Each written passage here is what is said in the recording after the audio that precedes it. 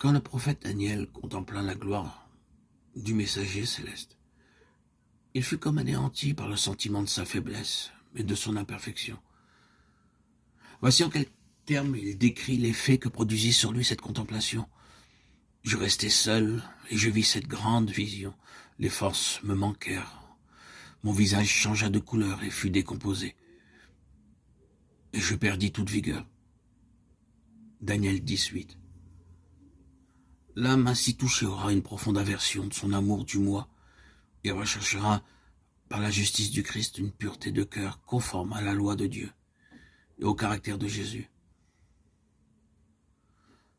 L'apôtre Paul, parlant de sa conduite extérieure, se disait irréprochable à l'égard de la justice de la loi, Philippiens 3,6. Mais quand il discerna la spiritualité de la loi, il se vit pécheur. À se juger par la lettre de la loi en l'appliquant seulement aux actes extérieurs, comme peuvent le faire les hommes, il se trouvait sans péché. Mais quand il plongea ses regards dans les profondeurs des saints préceptes, il se vit tel que Dieu le voyait. Il dut baisser la tête et confesser sa culpabilité. Étant autrefois sans loi, dit-il, je vivais. Mais quand le commandement vint, le péché reprit vie.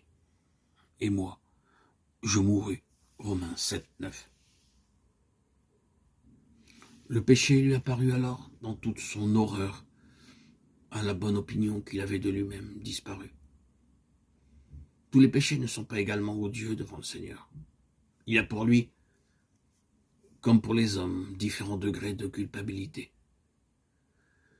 Mais quelque insignifiant que puisse paraître tel ou tel péché à nos propres yeux, il n'est jamais petit aux yeux de Dieu.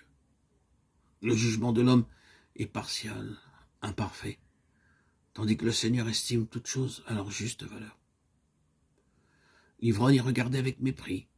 On lui déclare que son péché l'exclura du royaume des cieux. Mais on est souvent moins sévère envers l'orgueilleux, l'égoïste et l'envieux. Et pourtant, ce sont là des péchés particulièrement odieux au Seigneur.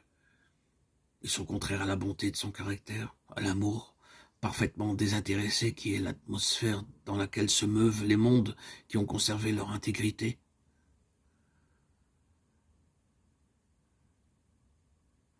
Celui qui tombe dans quelque faute grossière peut avoir le sentiment de son humiliation, de sa pauvreté et de son besoin d'un sauveur.